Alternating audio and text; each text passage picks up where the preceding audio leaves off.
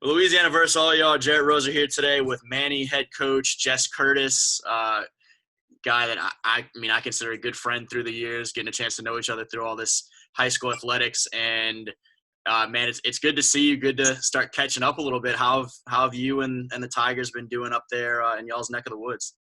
Doing good. I mean, we do go back, Jerry. I mean, the first time I met you, we were in New Orleans in 2013 doing interviews, man. The hair looks a little different now. Like I said, like a rock star now instead of Mr. Prep. But, again, you do a great job of pushing the kids and programs. We appreciate you. But we're doing great up here in Manny. We've had 7 straight weeks of work, kids coming every day on time, early. Excited to be back. You know, we take those months away from them. They don't take it for granted anymore. You know, I think we all did sometimes as coaches, as fans, and players. We kind of took it for granted. And the kids have been here every day, just kicking tail. We got 7 weeks in straight with really no hiccups. We've been very, very, very, very safe with we've been spraying the bars down between reps and social distance as best we can. Again, it's been very good. It shows us that it can be done. 7 weeks with pretty much out of hiccup, and I'm very positive of that we could play this year, and I'm excited to see us I gave them next week off to kind of recharge their battery. I mean, it's 7 straight weeks of getting after it, early mornings in the heat. I kind of gave them this week. We're gonna have coaches weeks this week, and have them come back and kind of flip the switch toward the season, and that's what we're doing. We're kind of waiting for that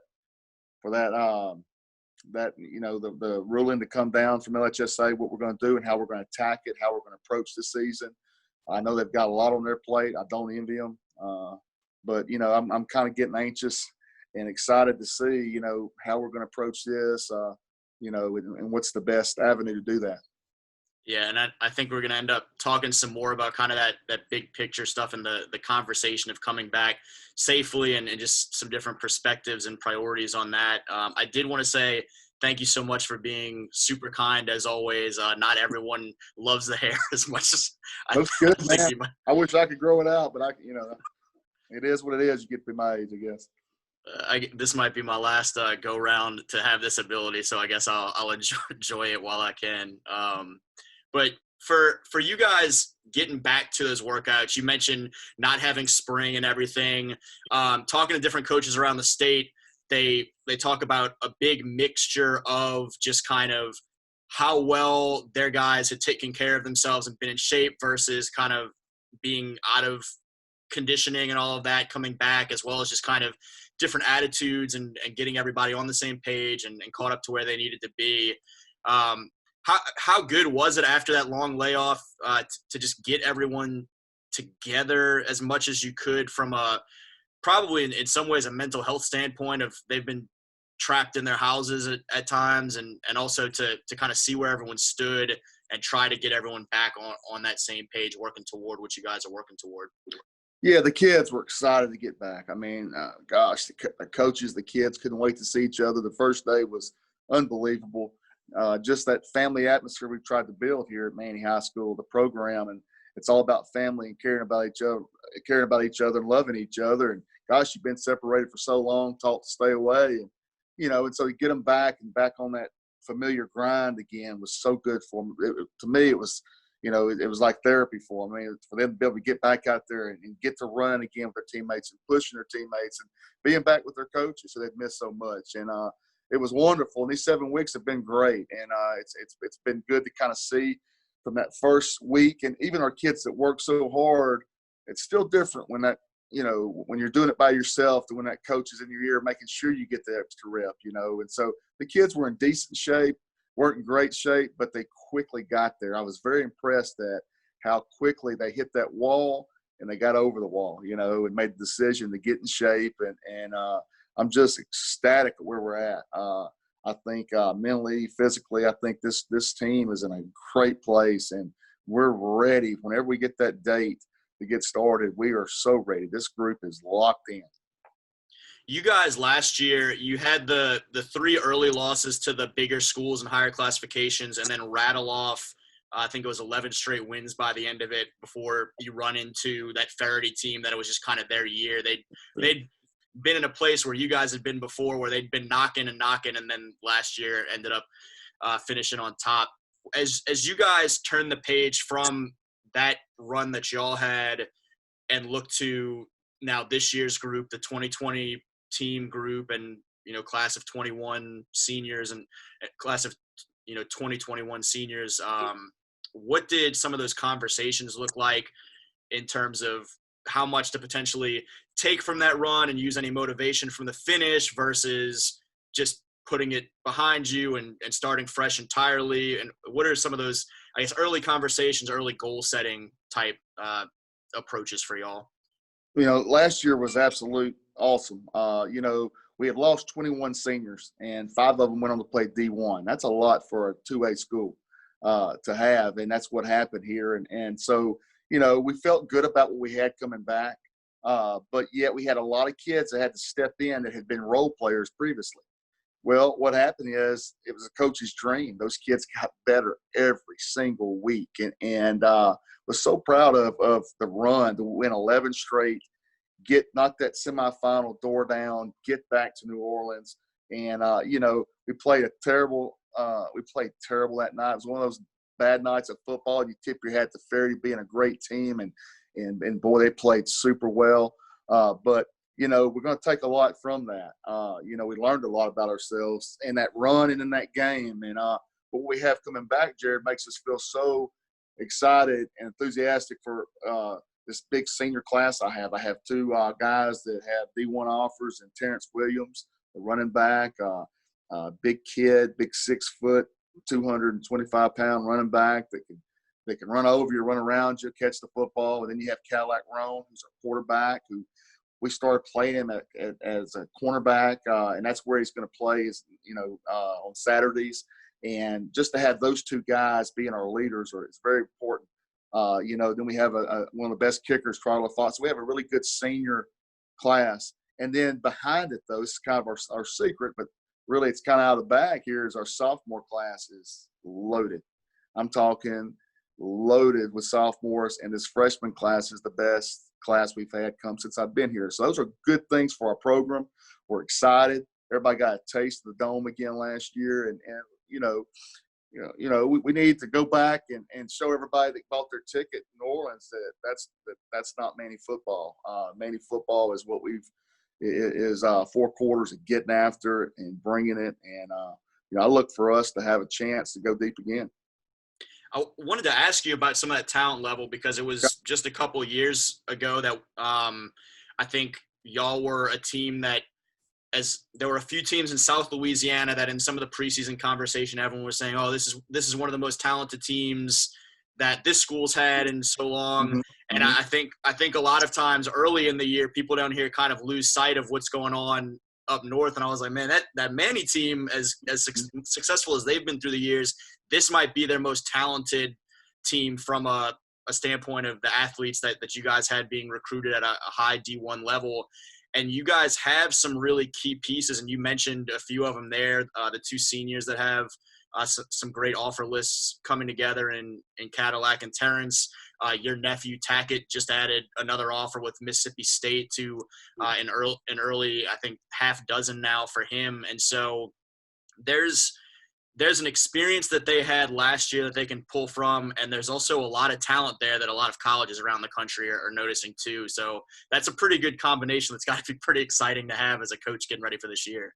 It is. I mean, again, a lot of those kids, it was born out of hard work. I mean, Cadillac is a 4.0 student. It is a joy to teach and coach the game of football.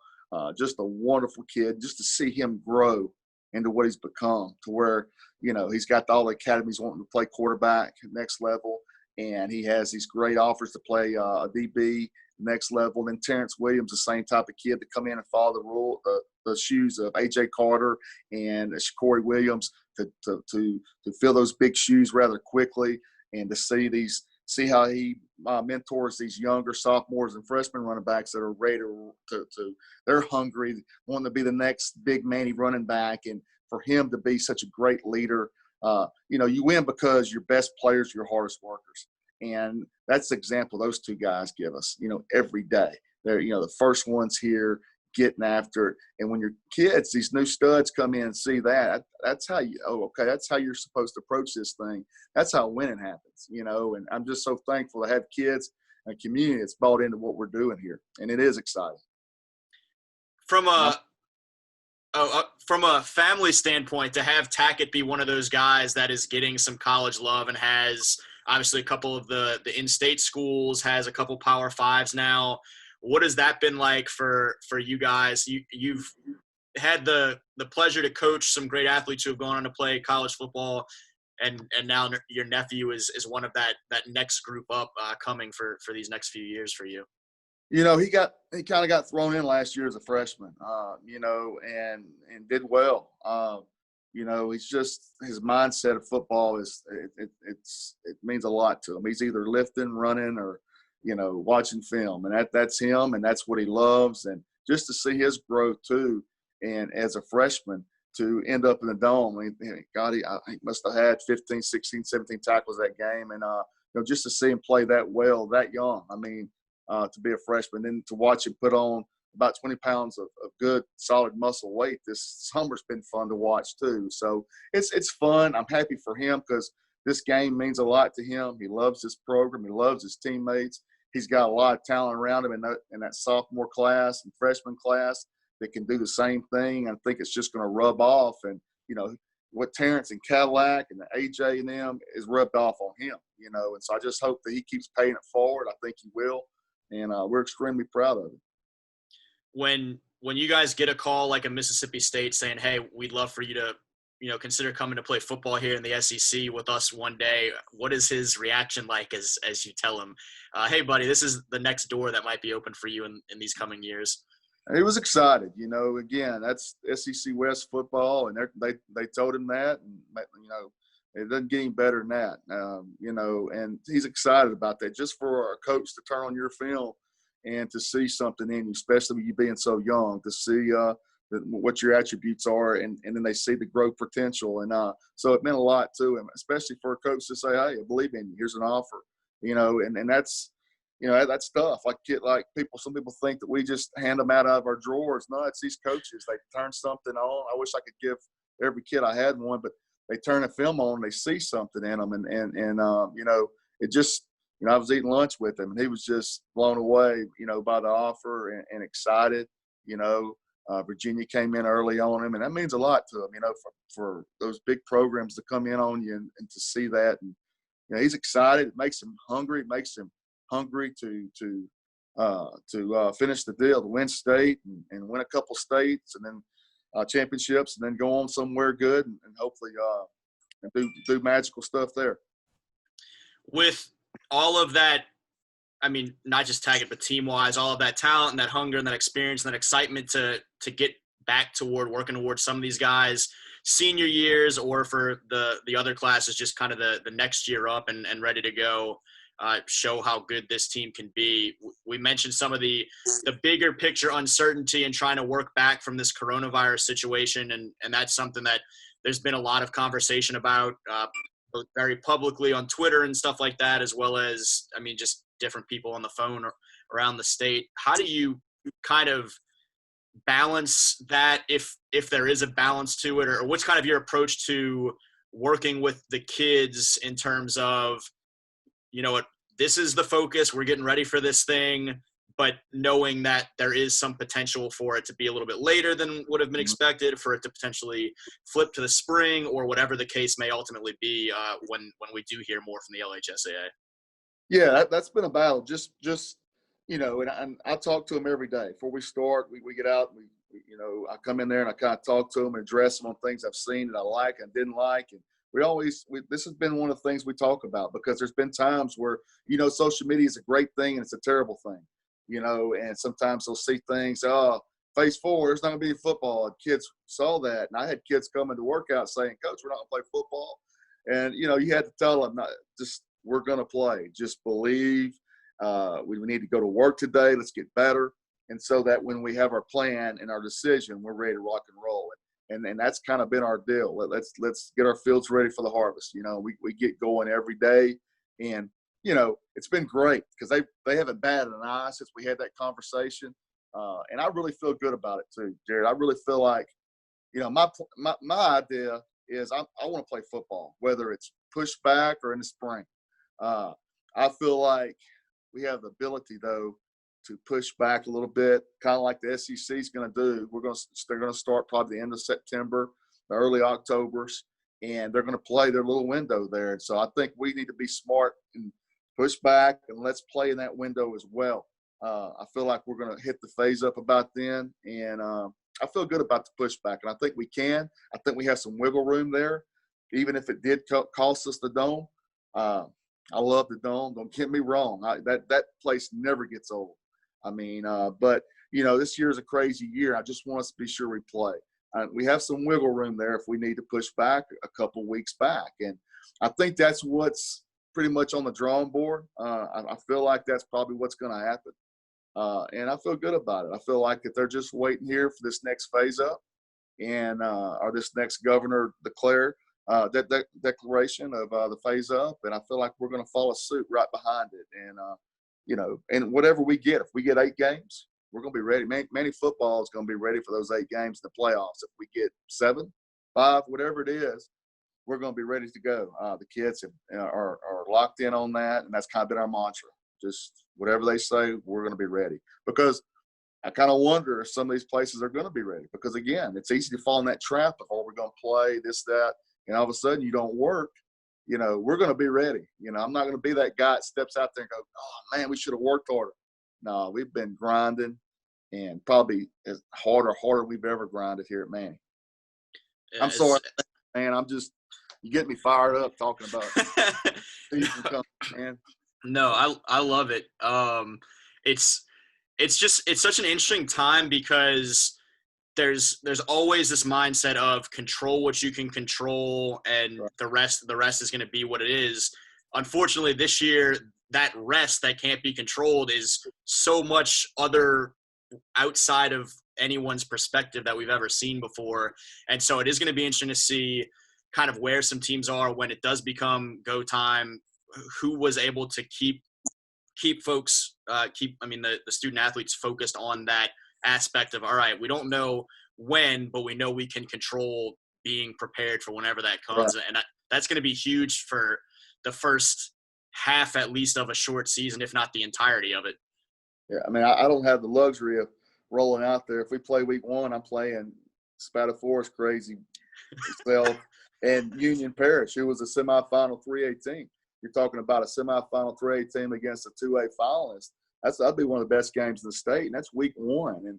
And those games are never pretty. It's about you better you better get some ice bags ready because his teams are always physical, and so we have to be ready for that. And those games get us ready. So we are shaky early on too. We know that we've been playing some really good teams, and so we got to get back in the 2A. We feel confident and feel good about it. Manny's going to be ready whenever they ring that bell.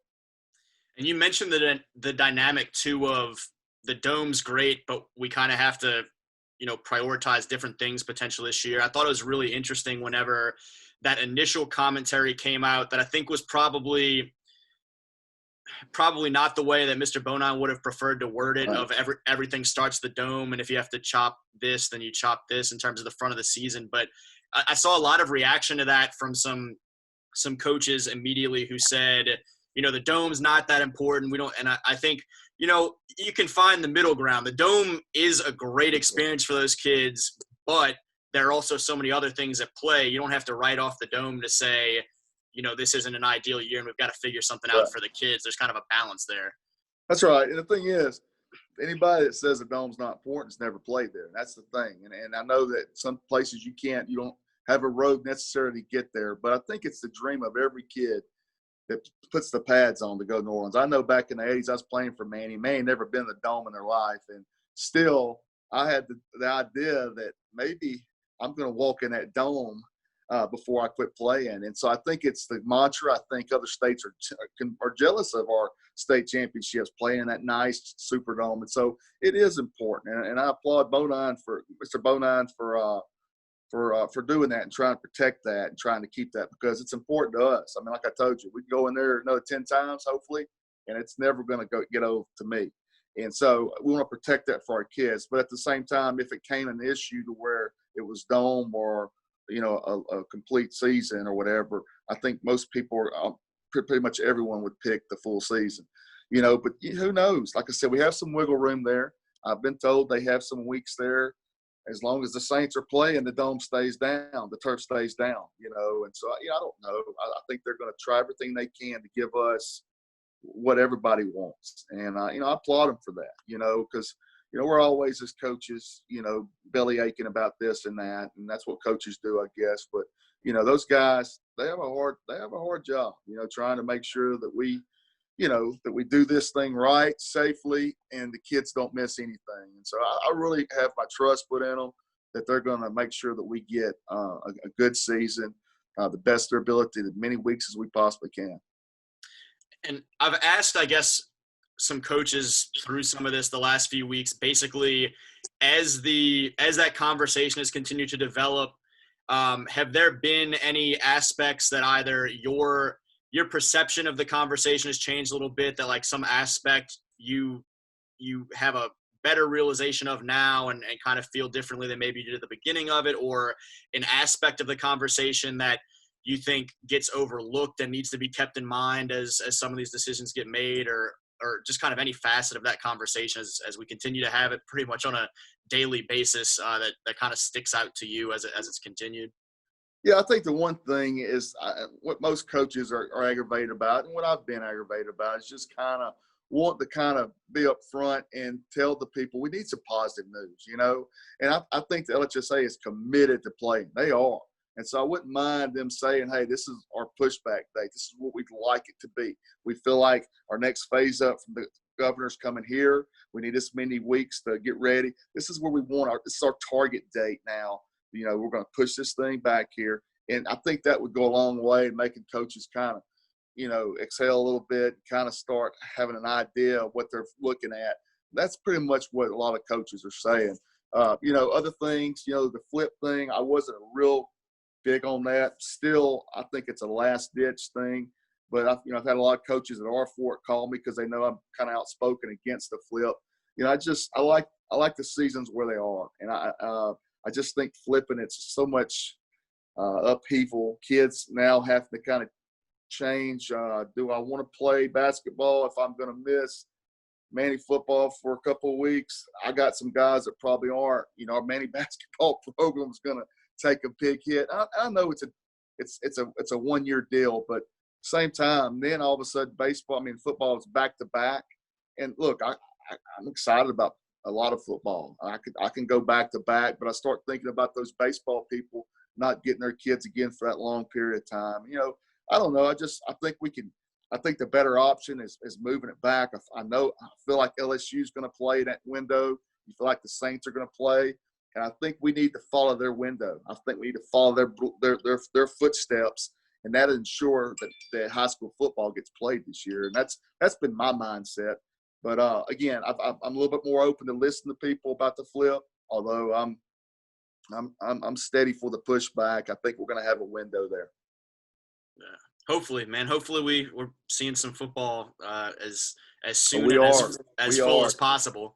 Don't put that bad mojo on me, Ricky Bobby. We're going to play. We're going to play. Yeah, I know how eager those kids are because I'm eager to just watch it. And so I know how hungry they are, and they're just itching to get back to it as soon and as full as possible. Absolutely. That's the whole thing. You take a team I'm blessed to have that's hungry and is coming back they're coming back to finish something. And so, that just kind of adds to it a little bit. You're already wanting to get back and want football, but then again, I'm blessed every day to come to work here and get a group of kids that are hungry and motivated. And so, I'm ready to get going. I'm ready for the plan. And hopefully you're interviewing me again down there on the lights, man. There you go. Hopefully, man. Yeah, that sounds good to me. I look forward to it. I appreciate you taking a few minutes to talk about it on the front end this afternoon. Always, Jarrett. Love talking to you, man. You do great things. You keep it up. I want one of those T-shirts, man. Yeah, we got to get you one of these T-shirts for sure. Again, He's Coach Jess Curtis up in Manny, getting those Tigers ready for this 2020 season for Louisiana versus all y'all. Jarrett Roser. Thanks. Thanks.